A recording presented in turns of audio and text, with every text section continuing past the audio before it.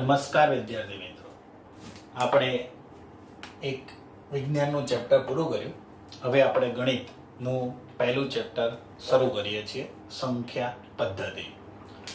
ધોરણ 8ની અંદર તમે ઘણું બધું આના વિશે શીખીને આવ્યા છો. પ્રાકૃતિક સંખ્યાઓ છે, પૂર્ણ અપૂર્ણાંક સમય. આપણે સ્ટાર્ટિંગની અંદર થોડું તેનું રિવિઝન કરાવીએ છીએ. ધ્યાન રાખજો, કેમ કે આ ઘણીવાર એવું થાય કે એક્ઝામ કોઈ આ બહારની તમે આપો અને કોમ્પિટિશન એક્ઝામમાં આની અંદરથી કોઈ પણ પ્રશ્ન પૂછાઈ શકે છે. તો સૌપ્રથમ કે પ્રાકૃતિક સંખ્યા કોને કહેવાય? એટલે પ્રાકૃતિક સંખ્યાઓ કઈ કઈ? તો કે પ્રાકૃતિક સંખ્યા હોય એ 1 થી શરૂ થાય, એટલે 1 2 3 4 અને અનંત સુધી આવેલી હોય. પ્રાકૃતિક સંખ્યા ને કઈ સંજ્ઞા વડે દર્શાવાય? તો નેચરલ નંબર એટલે n વડે દર્શાવાય. તો એના ઉપરથી આપણે એવું લખી શકીએ કે n = 1 2 3. આ 3 ટપકા કરી દો એટલે અસંખ્ય અનંત સુધી ચાલ્યા કરે. બીજું કે પ્રાકૃતિક સંખ્યાઓ કેટલી છે? તો આપણે એને ગણી શકતા નથી, કેમ કે એનો છેડો આપણને ખબર નથી, એટલે અસંખ્ય છે, અસંખ્ય. પરીક્ષાની અંદર એવું પૂછાય કે નાની પ્રાકૃતિક સંખ્યા,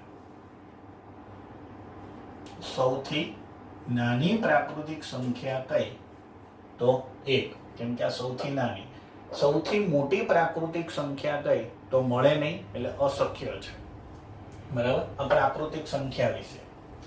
હવે આપણે ભણીએ છીએ પૂર્ણ સંખ્યા વિશે, કે પૂર્ણ સંખ્યાની અંદર 0 1 2 3 એટલે આ ચાલ્યા કરે.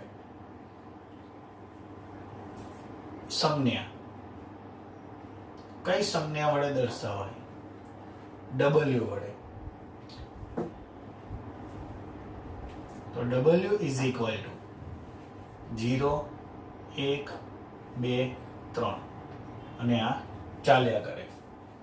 હવે કેટલી મળે? તો આ પણ અસંખ્ય, કેમ કે આમનો પણ છેડો અંત આપણને ખબર નથી, એટલે અસંખ્ય. આના ઉપરથી જ આપણે લખીએ છીએ કે નાની પૂર્ણ સંખ્યા કઈ થશે? તો 0. આપણને MCQ ની અંદર પૂછાય કે પ્રાકૃતિક સંખ્યા નાની કઈ? તો 1. અને નાની પૂર્ણ સંખ્યા કઈ? તો 0. એના પછી પૂર્ણાંક સંખ્યા. તો પૂર્ણાંક સંખ્યાની અંદર -3 -2 -1 0 1 2 આવું બંને સાઈડ ચાલ્યા કરે. આ બાજુ માઇનસ સંખ્યા પણ અસંખ્ય છે, પેલી બાજુ પ્લસ સંખ્યા પણ અસંખ્ય છે. પૂર્ણાંક સંખ્યા ને આપણે z વડે દર્શાવીએ, તો z બરાબર -2 -1 0 1 2 કેટલી છે? તો કે અસંખ્ય. આમાં નાની પણ નહીં મળે અને સૌથી મોટી પણ નહીં મળે. એના પછી છે સમય સંખ્યાઓ, કે જે સંખ્યાને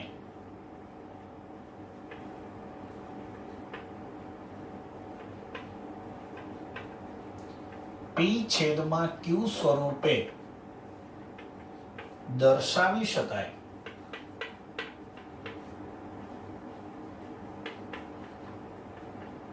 તે સંખ્યાને સમય સંખ્યા કહે છે.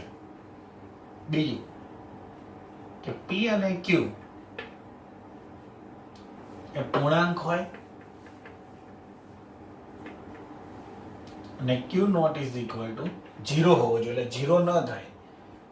કેમ 0 ન થાય? તો કે કોઈના પણ છેદમાં ધારો કે 0 આવી ગયો તો આનો આપણને જવાબ મળતો નથી, એટલે ઇન્ફિનિટિવ કહેવાય, અનિશ્ચિત, ઇન્ફિનિટિવ. બીજું કે સમય સંખ્યાની સંજ્ઞા Q છે, એટલે એને Q વડે દર્શાવી શકાય. એના પછી છે વાસ્તવિક સંખ્યાઓ. હવે તમે સમજો, પ્રાકૃતિક સંખ્યા આની અંદર સમાયેલી છે, પૂર્ણ સંખ્યા પૂર્ણાંક સંખ્યામાં સમાયેલી છે, પૂર્ણાંક સંખ્યા એ સમય સંખ્યામાં સમાયેલી છે, અને સમય સંખ્યા જે છે એ વાસ્તવિક સંખ્યામાં સમાયેલી છે. તો વાસ્તવિક સંખ્યા કોને કહેવાય? તો કે જેની અંદર સમય સંખ્યા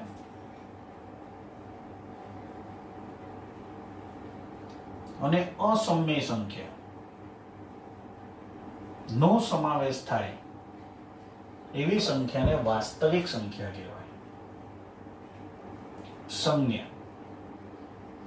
તો એને રિયલ નંબર કહેવાય, એટલે આર વડે દર્શાવાય છે. આની અંદર કોઈ પણ સંખ્યા, ગમે તેવી સંખ્યા હોય, એ આ વાસ્તવિક સંખ્યાની અંદર સમાઈ જાય. એટલે કોઈ પણ તમે સંખ્યા લખો, √3 લખો, √4 લખો, √5 લખો, ગમે તે લખો, એ વાસ્તવિક સંખ્યાની અંદર સમાયેલી છે. આમની અંદરથી આપણને કોઈ પણ જાતનો MCQ પ્રશ્ન પૂછાઈ શકે છે.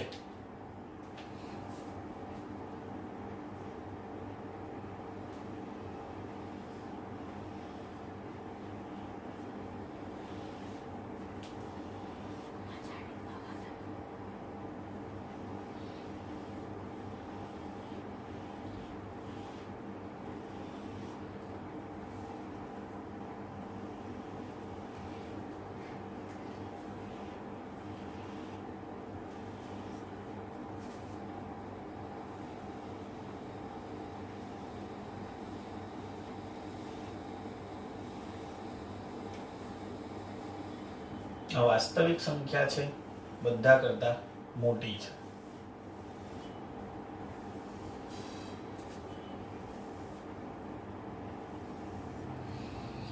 હવે જે સમય સંખ્યા છે અને અસમય સંખ્યા છે, તો આપણે સમય સંખ્યા વિશે થોડું વધારે ભણાવીએ કે સમય સંખ્યા જે છે એનું દશાંશ સ્વરૂપ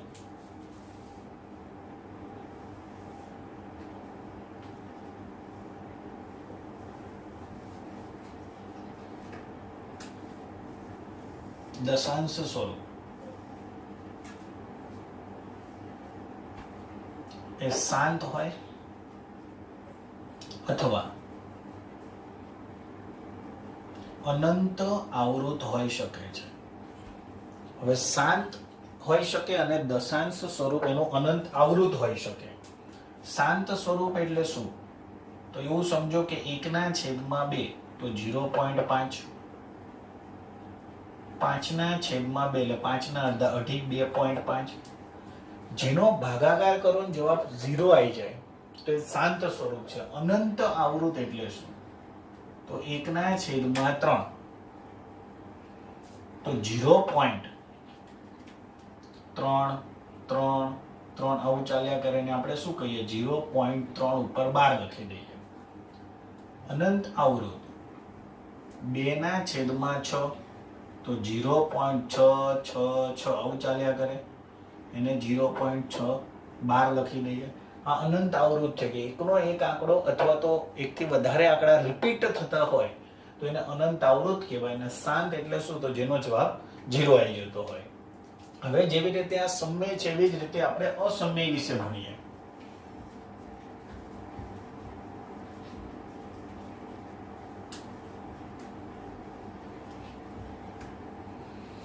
અસમય સંખ્યા છે એનું દશાંશ સ્વરૂપ કેવું મળે?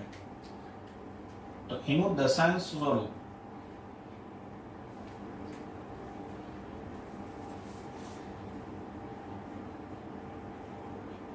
શાંત ન મળે અને અનંત આવૃત ન મળે. અનંત આવૃત ન મળે એટલે અનંત અનાવૃત કહેવાય. શાંત ન મળે, દાખલા તરીકે √2, √3 વગેરે. હવે અનંત આવૃત ન મળે એ તમે કઈ રીતે લખી શકો? તો વિદ્યાર્થી મિત્રો સાંભળજો, બહુ સહેલું છે. તમને કોઈ એવું પૂછે કે અસમય સંખ્યાનું એક ઉદાહરણ આપો, તો ધારો કે એવું લખો 0.06, પછી 006, પછી 0006. એટલે કોઈ પણ આંકડો શું થાય? પુનરાવર્તિત થતો નથી, તો એને અનંત આવૃત કહેવાય. બીજું કોઈ ઉદાહરણ લખો કે 1.20, 2 પછી 00, 2 પછી 000, તો આ પણ કેવું કહેવાય? અનંત આવૃત ન મળે એટલે એને અસમય સંખ્યા. આ પણ અસમય સંખ્યા છે, આ પણ અસમય સંખ્યા છે. આપણે ભણ્યા કે પાઈ પણ અસમય સંખ્યા છે. પરીક્ષાની અંદર એ પૂછાય પાઈ એક એવી સંખ્યા છે, તો અસમય સંખ્યા છે.